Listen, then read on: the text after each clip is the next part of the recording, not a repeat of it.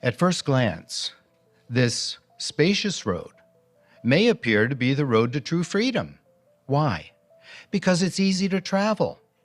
Travelers on this road can go where they please, think as they please, live as they please.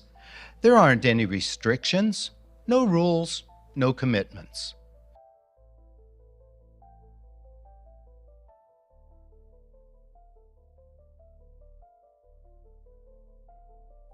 No restrictions, no rules, no commitments. A charmingly simple fairy tale, isn't it? That is the official definition of worldly freedom, presented by James Mantz, a helper to the governing body's own writing committee. It's painted as a spacious, chaotic highway to hell. Let's be very clear about the code being written here. By painting worldly freedom as total chaos, the organization creates a forced binary choice. It's a classic sales pitch. Define your competitor's product as defective, so the customer is forced to buy yours, sight unseen. So, before we examine the evidence, let's get the official product descriptions from the salesman himself. I'm going to play two clips. The first is the organization's description of Satan's freedom. The second is their description of Jehovah's freedom. Pay very close attention. Let's analyze the source code.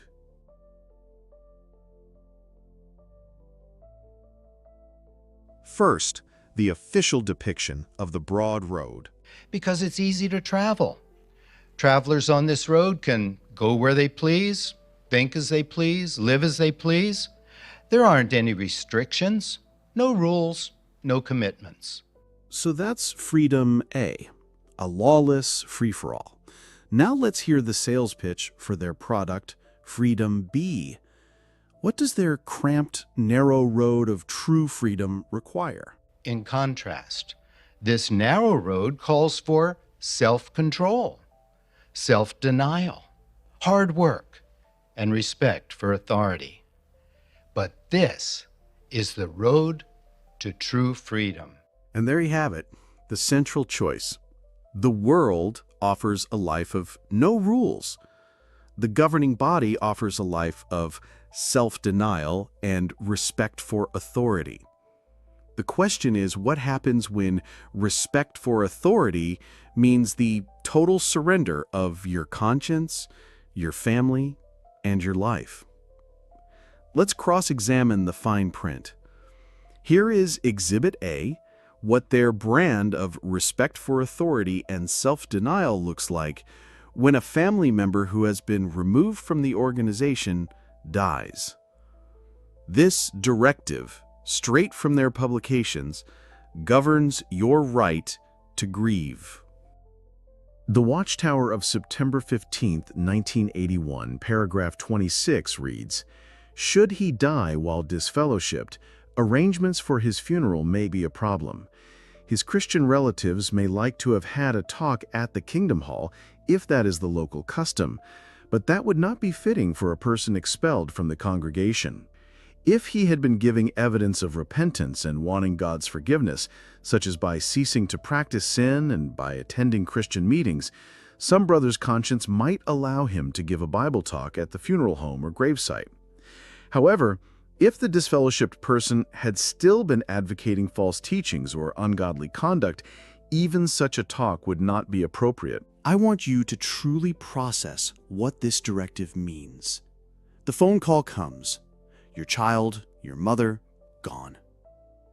They died while they were disfellowshipped. And in that moment of shattered, irreversible grief, the organization's first priority is to enforce its rules, deeming even a simple talk at a funeral home not appropriate if they disagreed with their teachings.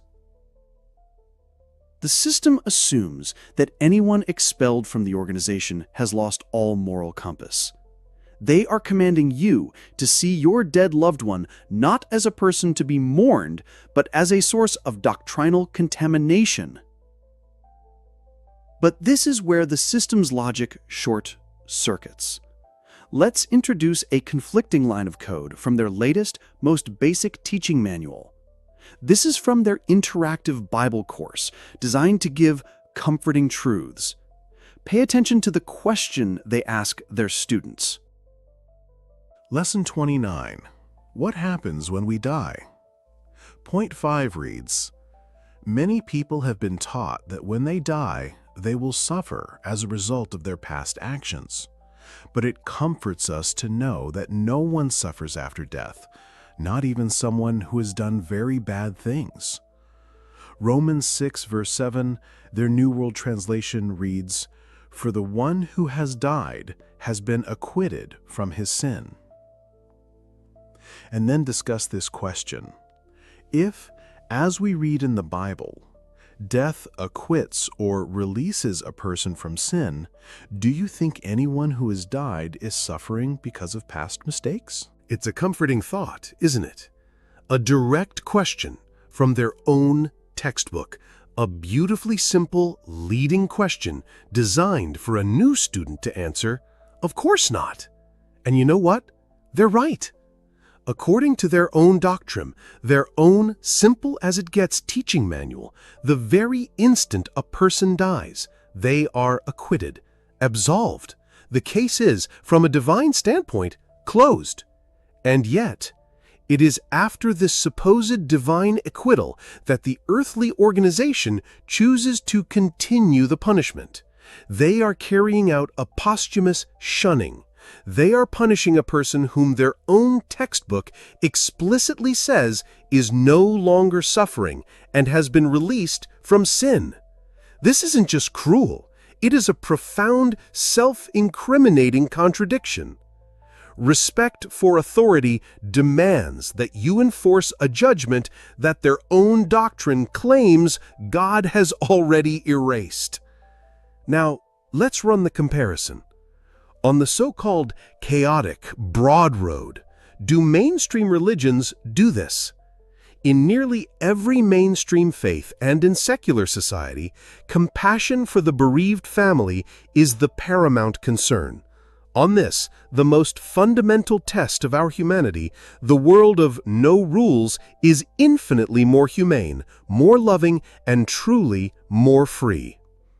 This pattern of control isn't limited to your most profound emotions. It extends to your very thought process. Exhibit B. This is what respect for authority demands when the organization changes its own rules, rules they once presented as divine truth. This directive isn't about sin, it's about mandating your reaction to their fallibility. Notice how they define a proper response and how they pathologize any deviation. The Watchtower, July 15, 2006, paragraph 14 reads, "The Creator progressively reveals the truth to His people. Hence, our understanding of the Scriptures is bound to be refined from time to time. The vast majority of Jehovah's people rejoice over such refinements. A few become righteous over much and resent the changes. Pride may play a role, and some fall into the trap of independent thinking. Whatever the reason, such murmuring is hazardous, since it can draw us back into the world and its ways." Let's debug this code slowly. On one hand, the leaders publicly admit their understanding is bound to be refined. That's corporate doublespeak for "we make mistakes, we have been wrong in the past, and we will likely be wrong in the future." A logical person, a free person, would conclude that a fallible authority requires scrutiny from its followers to maintain any sense of integrity. But their code demands the exact opposite. If you fail to rejoice at their latest refinement, what does that make you? Are you discerning? Thoughtful? Cautious? No, the program labels you as arrogant, prideful, righteous over much. And then they deliver the kill switch for your conscience, the trap of independent thinking. Think about the power of that phrase. They are not just discouraging questions, they are defining the very act of thinking for yourself as a spiritual snare. The basic human faculty of critical thought, the ability to weigh evidence, to remember their past errors, to reason from premise to conclusion, is an enemy to be avoided. Respect for authority means outsourcing your brain to a committee. It's an instruction to place your trust not in facts or reason, but in the shifting pronouncements of an admittedly imperfect leadership. You are not free to think. Now, let's run the comparison. What is the entire basis of scientific progress? The relentless questioning of authority and independent thinking. What is the foundation of a free and democratic society? The right to hold leaders accountable for their mistakes. What is the very purpose of a real education? To teach you how to think, not what to think. On the broad road they condemn, the trap of independent thinking is given other names: integrity, innovation, wisdom, and freedom. The very intellectual tool that built the modern world is pathologized as a sin on their narrow road. The contradiction is absolute.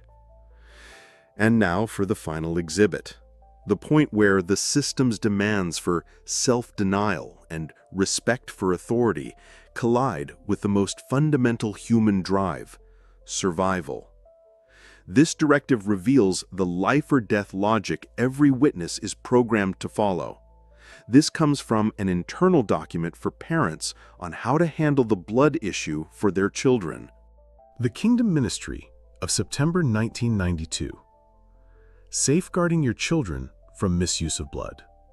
Paragraph 3 reads, "A doctor may claim that blood will make things go well for your sick child, but you must be firmly resolved before any emergency comes up to refuse blood for yourself and your children, valuing your relationship with Jehovah as higher than any alleged extension of life that would involve breaking his divine law."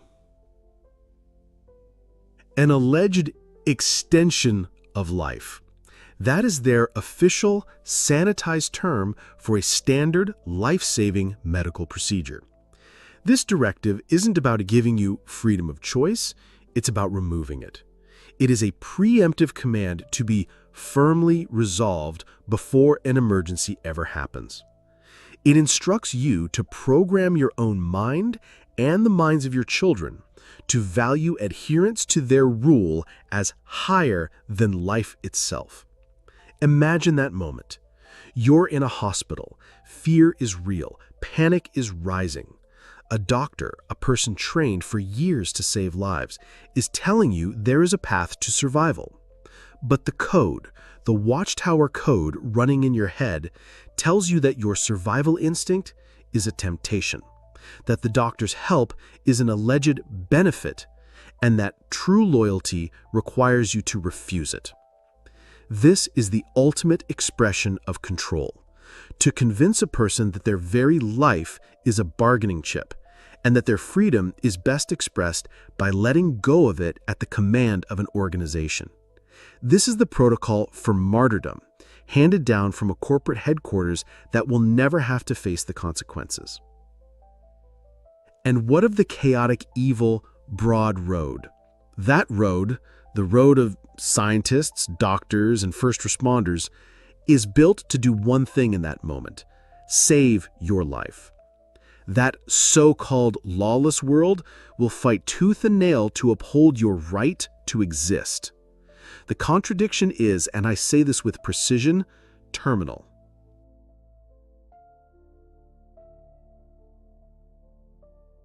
Now that we have proven that the road of true freedom is barricaded with life-altering rules, we must deconstruct the fraudulent map they use to navigate the world. Let's be clear, the idea of two roads, two paths, is not an invention of the governing body. It is an ancient and powerful metaphor. Jesus spoke of a cramped, difficult road, a path of integrity, selfless love, and humility. It's narrow because genuine self-sacrifice is hard. It's difficult because resisting our worst impulses requires constant effort. This is the authentic meaning of the code. But this is where the system gets corrupted. The governing body takes this universal spiritual concept and claims exclusive corporate ownership.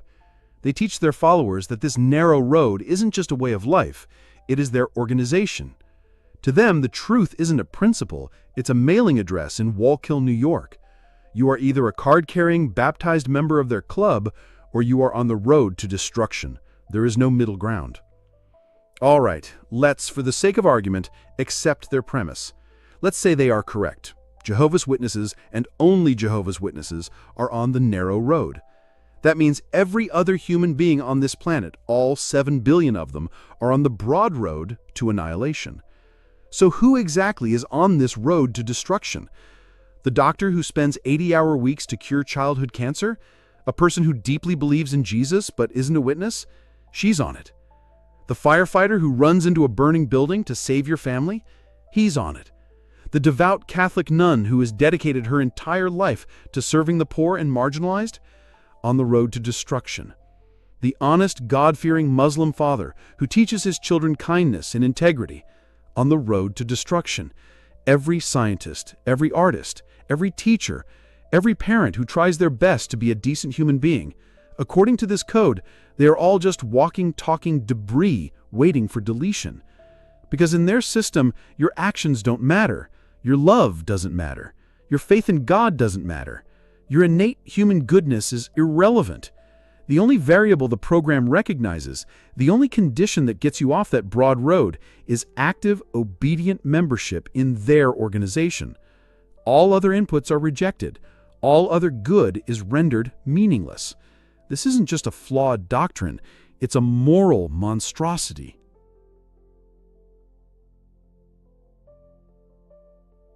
The prosecution rests. We have allowed the organization to define its terms, and we have proven, by those very terms, that their system is a lie.